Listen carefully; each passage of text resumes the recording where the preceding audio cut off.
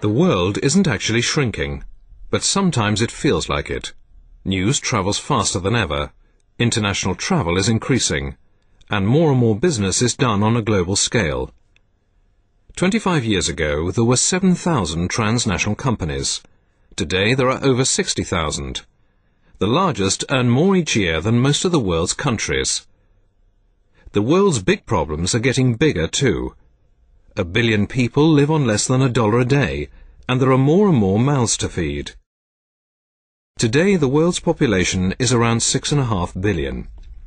By 2050, it's expected to be 9 billion. And the biggest increases are happening in countries with only the most basic health and education services. Meanwhile, global warming is set to increase. Water shortages are already affecting some areas. So what's the connection? Is there a connection?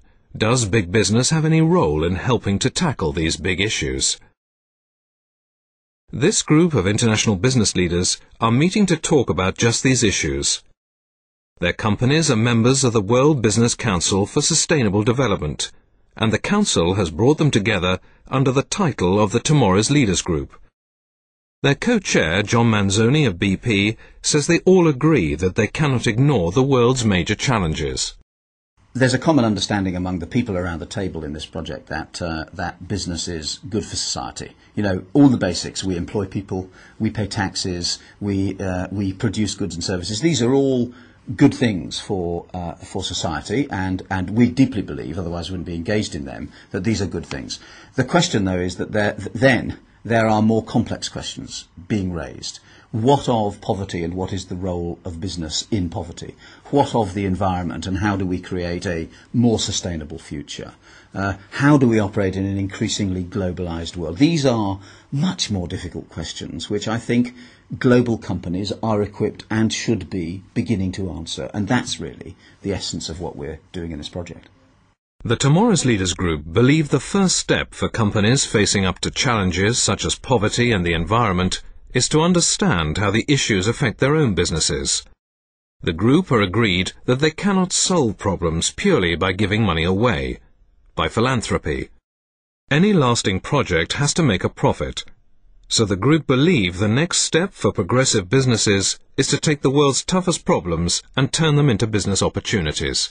How can we, as a company, in the long term, create value for our shareholders, while at the same time helping society to develop in a stable and healthy way and be successful?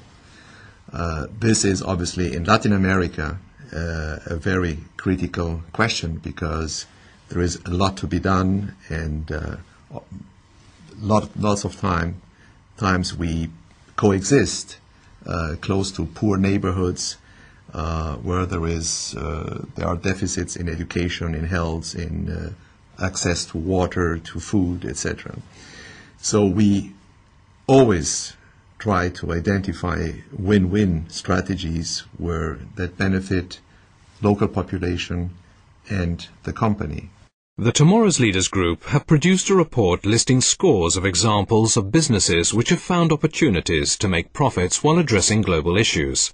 Some are providing basic services such as water and energy in developing regions. Some are producing vaccines for growing populations. Others are delivering cleaner products at a profit while reducing their environmental footprint. The next step in the Tomorrow's Leaders vision is to shape business strategies to incorporate new opportunities. The other Tomorrow's Leaders Group co-chair, Paul Polman of Procter & Gamble, has discovered that developing a successful strategy for Pure, the company's low-cost water purifier sachets, is a big challenge. If you realize that over 1 billion people don't have access to clear drinking water, you can see the enormous potential of Pure.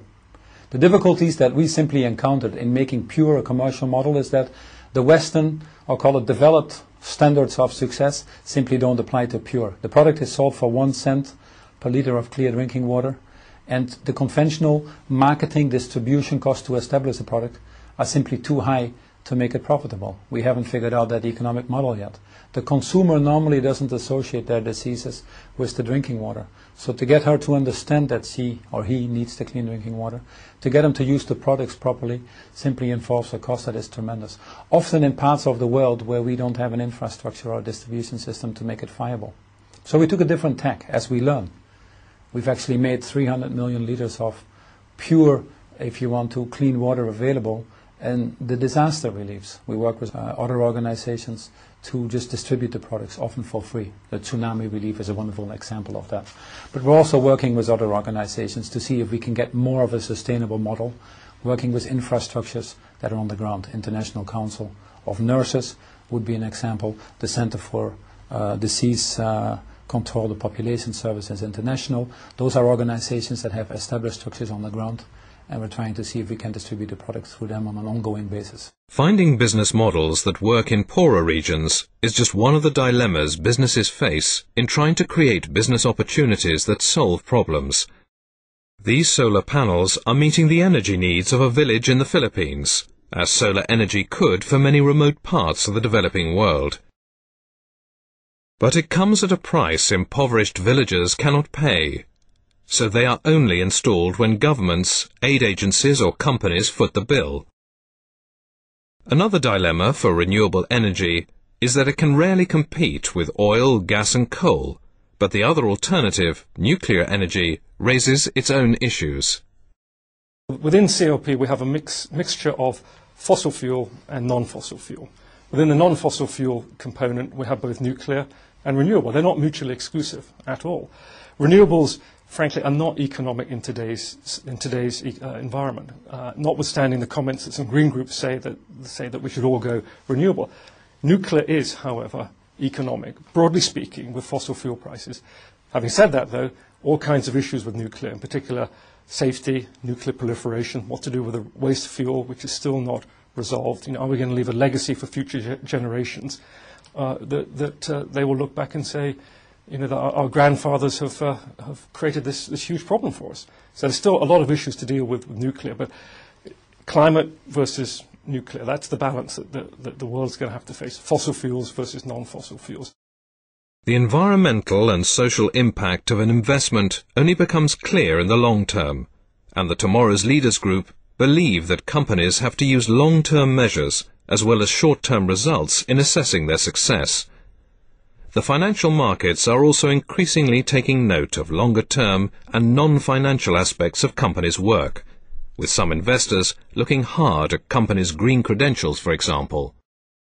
Socially responsible investments is all about taking into account more than just the financial and other traditional elements when evaluating a company.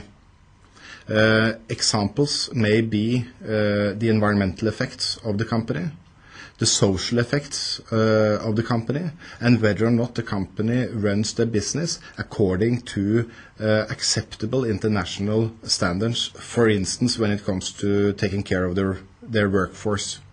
This gives us an ability to, on a broader base, establish a platform for investment decisions. In looking at how businesses can resolve global issues, the Tomorrow's Leaders Group has been asking a very basic question. What are businesses for? Can companies make a difference while still making healthy profits? Success is a complex thing to grasp, but I do think that in the end it will come down to companies which are operating on a global scale, producing sort of better and better products for more and more people in the world, where both the people and the companies have advantage from those products being produced. And so, my own sense of what success looks like is, better and better products to more and more people to everybody's advantage, and that would be a great outcome.